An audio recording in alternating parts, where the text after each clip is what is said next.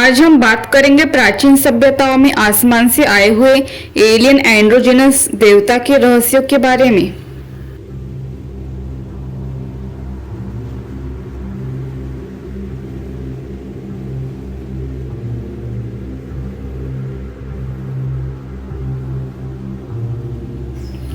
प्राचीन समय में अनेक सभ्यताएं एक रहस्यमय देवता की धारणा करती थी, जो अंधकार में लिपटा हुआ और समय समय पर पुनर्जीवित होने वाला था। इस देवता की विशेषता थी कि वह एंड्रोजिनस था, इसलिए उनके आध्यात्मिक मन की अवस्था को अनेक सभ्यता में हर्माफ्रोडाइट डबल हेडेड के रूप में भी चिन्हांकित किया गया है। अंधकार से उजाला की प्रतीकता इस देवता में अत्यधिक महत्वपूर्ण थी।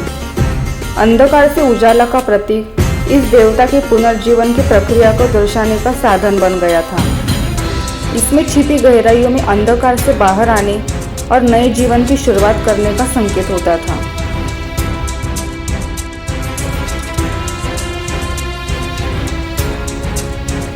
यह देवता विभिन्न सभ्यताओं में अलग अलग नामों और पौराणिक कथाओं में प्रकट होता है।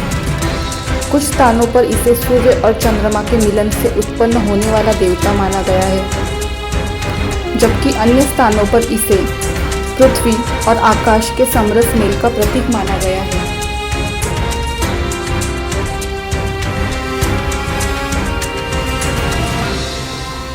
विभिन्न सभ्यता में इस देवता की अलग अलग नामों से कई हजारों सालों से पूजा होती थी।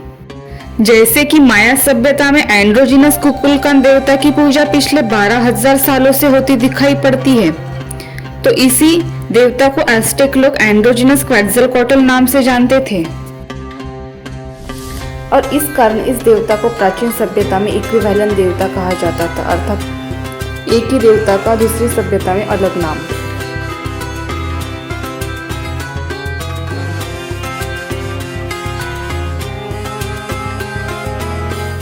इस देवता ने आसमान से आकर अलग अलग सभ्यता के लोगों को बाढ़ और प्राकृतिक आपदा के पश्चात अलग अलग नाम लेकर अलग अलग समय काल में लोगों को आर्किटेक्चर, मैथमेटिक्स, पिरामिड टेक्नोलॉजी, सभ्यता के लिए महत्वपूर्ण विषयों का ज्ञान दिया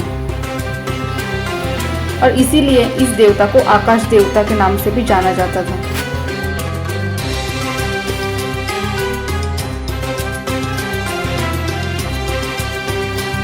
और ऐसा लगता है कि इस देवता ने अलग अलग समय काल में हमेशा बंद मुख एलियन फर्टिलिटी चिन्ह भविष्य की सभ्यता के लोगों के लिए इसके पीछे कोई एक व्यक्ति होने के सबूत के तौर पर समय काल में पीछे रखा, जिसके बारे में आज इस वीडियो में हम गहराई से जानेंगे।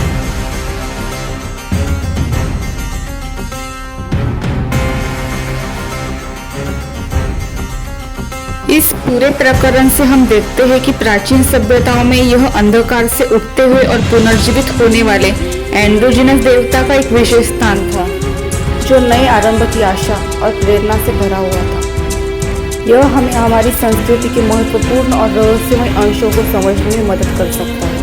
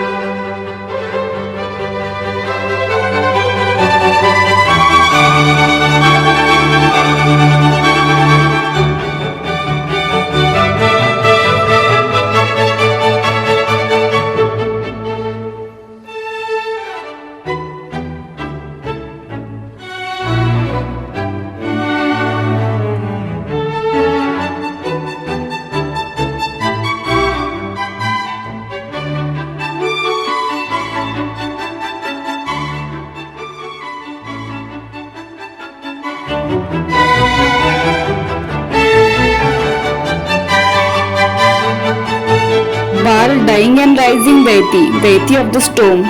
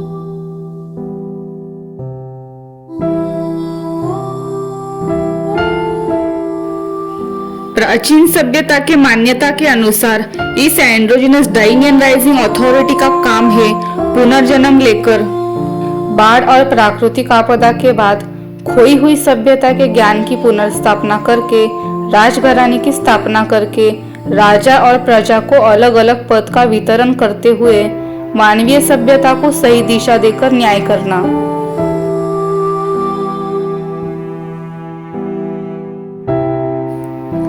जैसे रोमुलस ने रोमन सभ्यता और राजघराने की स्थापना की। इस डाइंग एंड राइजिंग अथॉरिटी को अनेक सभ्यता में लाइट, थंडर और स्टॉर्म अर्थात तूफान का देवता भी संबोधित किया है।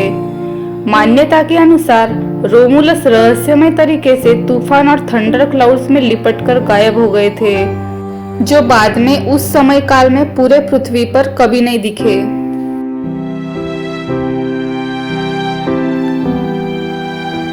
जैसे कि एंड्रोजिनस क्वेटज़लकोएट्ल देवता ने एज़टेक सभ्यता और राजघराने की स्थापना की,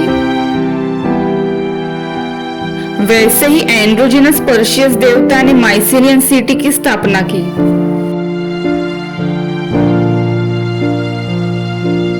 उसी प्रकार एंड्रोजिनस ओडिन देवता ने यूरोप के कई सारे राजघराने की स्थापना की।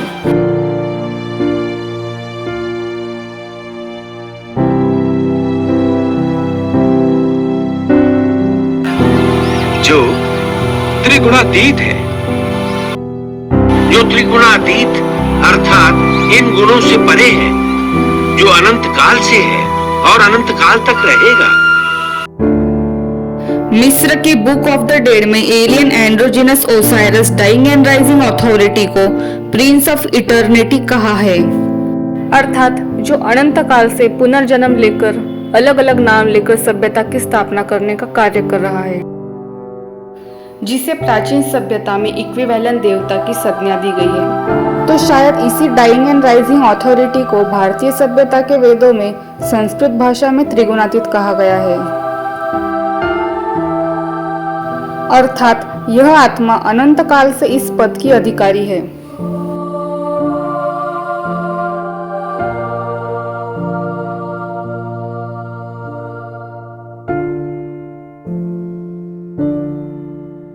इसी देवता को प्राचीन सभ्यता में क्रिएटर देवता नाम से भी पुकारा गया है और इसी प्रकार रा क्रिएटर देवता को मिस्र की सभ्यता में बोट ऑफ इटर्निटी पर सवार होते हुए चिन्हांकित किया गया है, अर्थात उनके अनुसार इस चिन्ह का यही अर्थ है, जो अनंत काल से अर्थात करोड़ों अब्ज वर्ष समय काल से भी ज्यादा, जिस समय काल की गणना शब्दों और गणितीय भाषा में नहीं की जा सकती, उस समय काल से यह देवता इस कार्य को कर रहा है।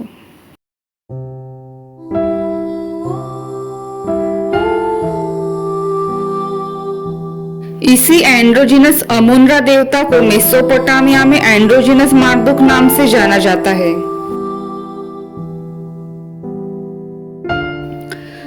उसी प्रकार मेसोपोटामिया, सुमेरियन, बेबीलोनियन सभ्यता में एंड्रोजिनस अनुनाकी मार्दुक न्याय देवता, जिनकी पत्नी मदर गॉडेस सर्पनीतम है, और इसी एंड्रोजिनस अनुनाकी मार्दुक देवता को इजिप्ट में एंड्रोजिनस अमुनरा नाम से जाना जाता है।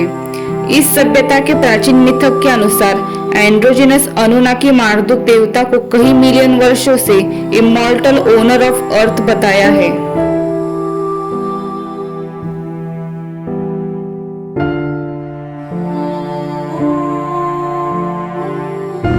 Amun-Ra, also recognized as Marduk in Sumerian text, was the chief god deity of Babylon and is an immortal Anunnaki alien who has covertly governed and owned planet Earth for millennia and still owns it now. इस androgynous देवता का वर्णन अलग अलग सभ्यता में एक समान है। Androgynous dying and rising authority की पत्नी को हमेशा एंड्रोजिनस मदर गॉडेस कहा गया है।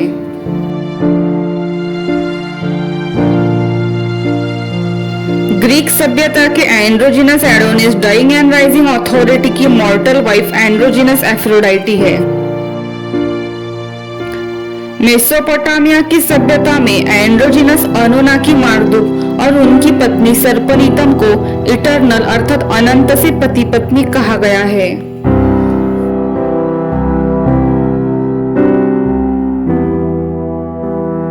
Alien androgynous Osiris dying and rising authority की पत्नी को आइसिस मदर गॉडेस कहा गया है।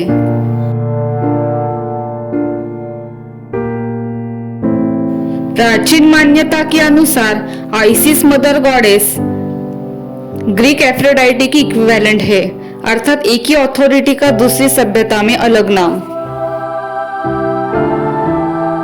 मॉर्टल ruler androgynous Attis dying and rising authority की पत्नी एंड्रोजिनस साइबेल है। अफ्रीका की सभ्यता में एंड्रोजिनस ओलोकोन की पत्नी को भी एंड्रोजिनस मदर गॉडेस कहा गया है। इस एंड्रोजिनस देवता को हमेशा अलग अलग सभ्यता में फर्स्ट मैन संबोधित किया गया है। उदाहरण के तौर पर अगर हम यह समझे तो प्राचीन चीन की सभ्यता में एंड्रोजिनस फुंगशी जिनकी पत्नी एंड्रोजिनस नोआ मदर गॉडेस है, उन्हें फर्स्ट मैन संबोधित किया गया है। एंड्रोजिनस कॉन्टिकी को भी पोलिनेशियन आइलैंड पर फर्स्ट मैन कहा गया है। इस एंड्रोजिनस सभ्यता के संस्थापक अथॉरिटी को हमेशा अलग अलग सभ्यता में सर्प के साथ चिन्हांकित किया गया है। अफ्रीका की ओगोटोमेली के अनुसार जैसे सांप अपनी खाल उतार देता है और नई लेता है, इस प्रकार एलियन एंड्रोजिनस नुम्मो देवता के लिए जीवन और मरण है।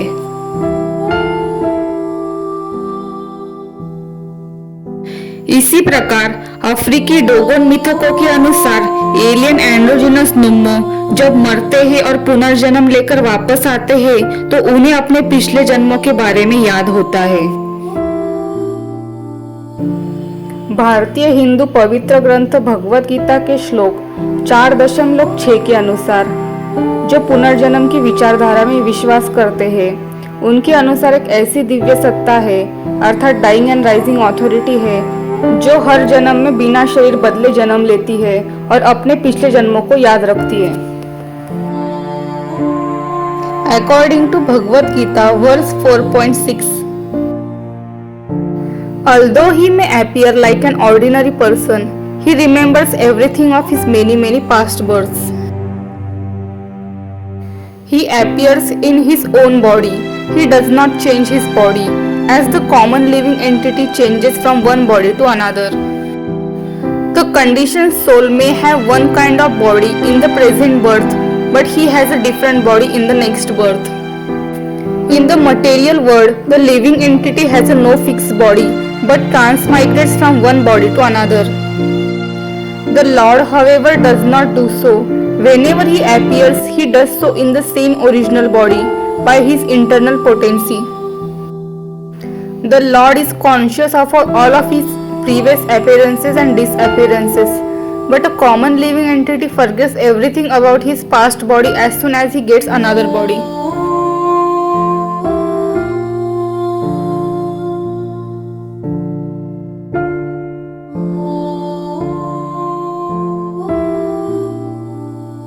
Dying and rising authority, oldest person in the creation.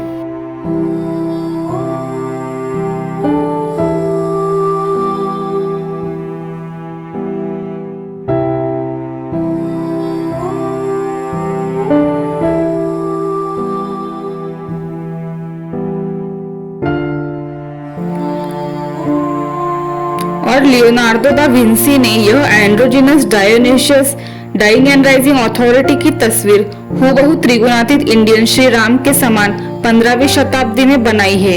यह एक अनसुलझा रहस्य है।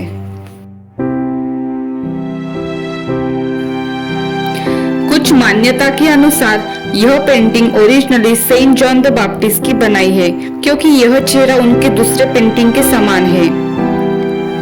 परंतु यह तो बाकी लोगों ने स्पेक्युलेट किया है। खुद लियोनार्डो ने यह दोनों पेंटिंग किसके लिए बनाई है, यह उन्होंने कहीं पर भी लिखित में पीछे नहीं छोड़ा है। सिर्फ एंड्रोजिनस फीचर्स बनाकर यह पेंटिंग किसकी है यह ना लिखकर इसे पीछे छोड़ा है। तो शायद यह पेंटिंग उन्होंने androgynous dying and rising authority की बनाई है, जिसका चेहरा हूबहू भारतीय एंड्रोजिनस त्रिगुणातीत dying and rising authority lord Rama के साथ मैच करता है। यह एक अनसुलझा रहस्य है।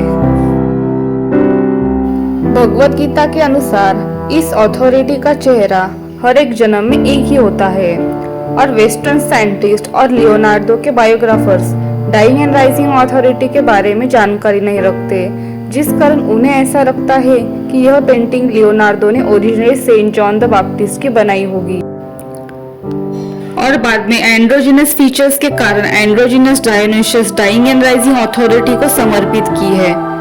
पर सत्य अभी भी रहस्यों के अंधेरों में लिपटा हुआ है। उपरोक्त इन दो मूर्तियों में भी न्याय के देवता एंड्रोजिनस अपोलो का चेहरा androgynous अतिस dying and rising authority से बिल्कुल मेल खाता है। लियोनार्डो दा विंची ने भी मोनालिसा पेंटिंग में बंद मुख, एलियन और फर्टिलिटी का चिन्ह पीछे छोड़ा है। ऐसे चिन्ह को इतिहास में इस प्राचीन एंड्रोजिनस सभ्यता के संस्थापक ने छोड़ा है। यह आज भी एक रहस्य है।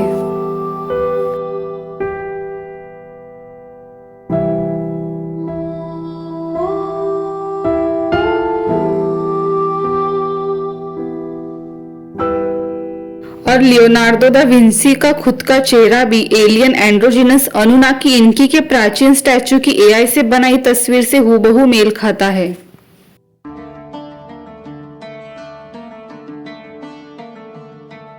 साथ ही साथ प्राचीन मान्यता के अनुसार एटलांटिस सभ्यता की स्थापना पोसाइडन देवता ने की थी, जिनका दूसरा इक्विवेलेंट नाम नेपच्यून है।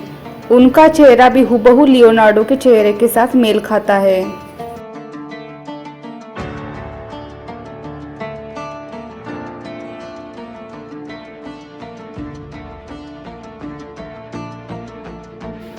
Androgynous Adonis dying and rising authority की पत्नी मॉर्टल वुमन एंड्रोजिनस एफ्रोडाइटी है।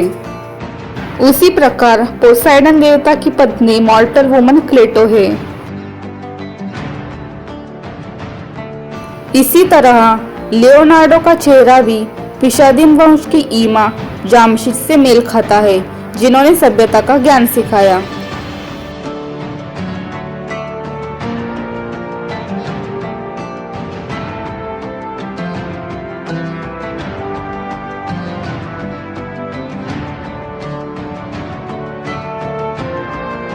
और राजा जामशिद ईमा को भी इसी एंड्रोजिनस सभ्यता के संस्थापक अथॉरिटी के समान फर्स्ट मैन कहा गया है।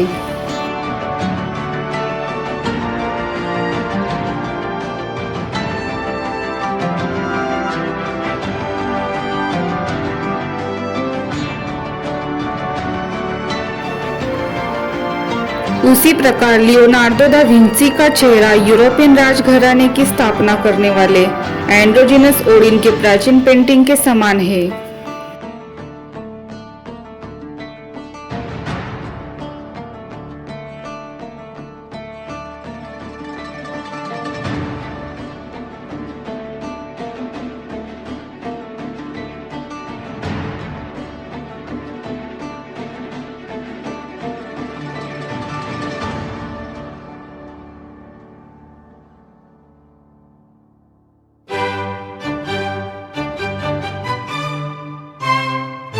उसी प्रकार मुस्का सभ्यता के लोगों को सभ्यता का ज्ञान देने वाले बोचिका का स्टैचू का चेहरा हूबहू लियोनार्डो दा विंची के साथ मेल खाता है।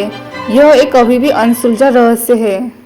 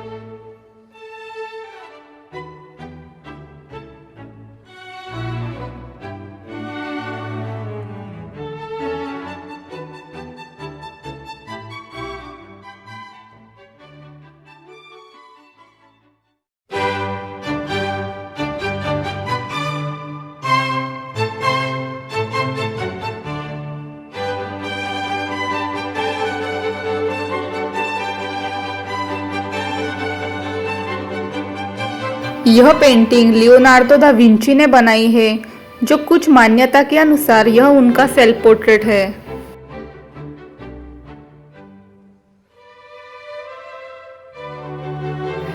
यह तस्वीर एंड्रोजिनस इन की एंड्रोजिनस क्वैट्ज़लकोट्ल के मिडल एज फेज के समान है,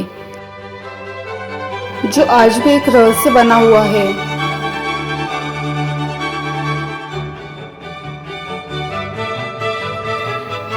एंड्रोजिनस अनुनाकी इनकी के प्राचीन स्टैच्यू से उनका यह चेहरा बनता है। सामने से उनका चेहरा एआई के अनुसार कुछ इस तरह का होगा।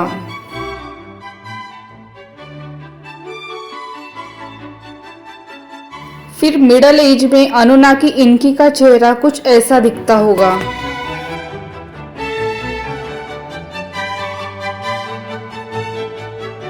शॉर्ट हेयर मिडल एज में एआई के अनुसार वो ऐसे दिखते होंगे। फिर थोड़ी कम उम्र में एंड्रोजिनस अनुनाकी इनकी का चेहरा ऐसा दिखाई देता है।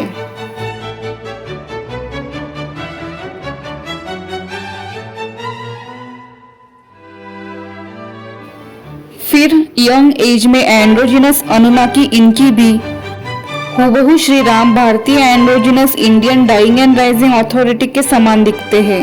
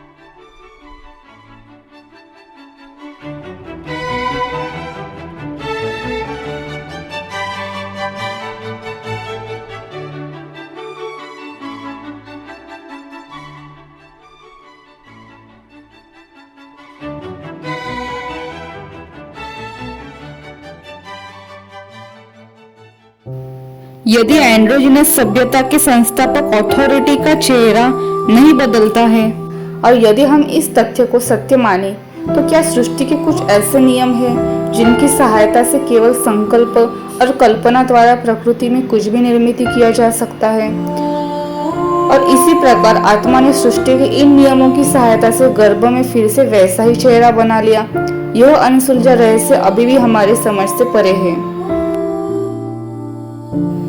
क्या प्राचीन मान्यता के अनुसार क्या सच में आत्मा, पुनर्जन्म का कोई अस्तित्व है, या फिर संकल्प और विजुअलाइजेशन से निर्मित का कोई सिद्धांत है जो आज भी हम लोगों की समझ के बाहर है? और अगर सच में ऐसा कोई निर्मित का सिद्धांत है, तो शायद इसी कारण आज भी हम लोग time travel, evil spirits, time slip जैसी चीजों को शायद नहीं समझ पा रहे हैं।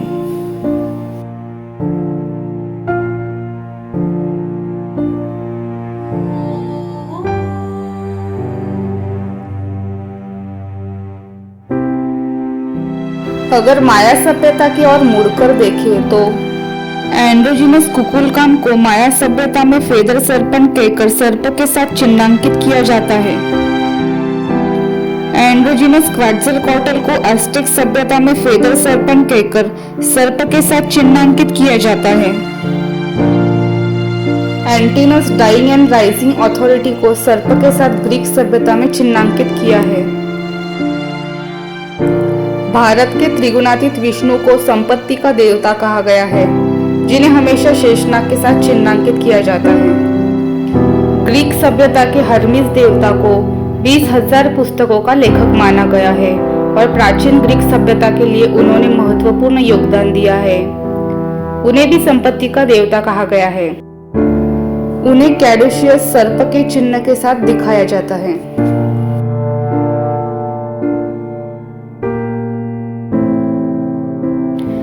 एंड्रोजिनस कुकुलकांत ने माया कैलेंडर समाप्ति के समय माया सभ्यता के लोगों को वापस आने का वचन दिया था। एलियन एंड्रोजिनस अनुनाकी देवता के 2022-2023 समय काल में पृथ्वी पर वापस आने की कहानियां मेसोपोटामिया की किताबों में हमें मिलती है।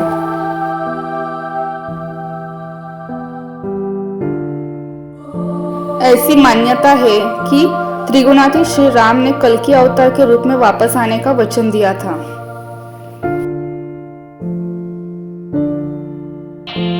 मैं कलयुग में कल्कि अवतार लेकर तुमसे मिलूंगा। उसी प्रकार एंड्रोजिनस विराकोचा होपी सभ्यता की मान्यता के अनुसार मैसो, जिन्होंने होपी सभ्यता के लोगों को सभ्यता का ज्ञान दिया, जिन्हें वे पृथ्वी का पालनहार कहते हैं, उन्होंने भी वापस आने का वचन दिया था।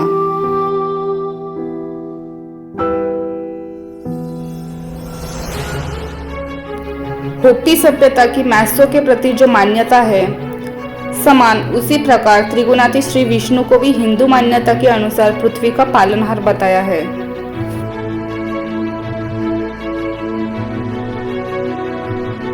मिथक के अनुसार उसी प्रकार इनकारी, जिन्होंने एल पैतीती और इनका की स्थापना करके भविष्य में वापस आने की बातें की है।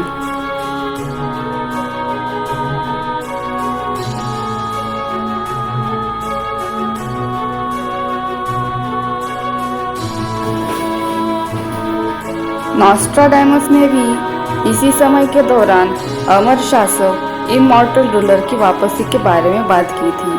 क्या वह भी इमॉर्टल रूलर ऑफ इटर्निटी, सभ्यता के निर्माता, डाइंग एंड राइजिंग अथॉरिटी की वापसी की ओर इशारा कर रहे थे?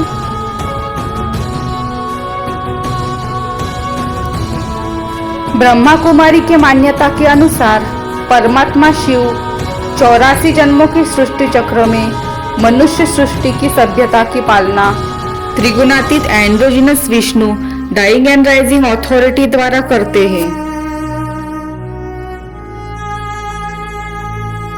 उनके मुरली में इसका जिक्र आता है कि सबसे जास्ती पार्ट कहेंगे विष्णु का, 84 जन्मों का विराट रूप भी विष्णु का दिखाते हैं।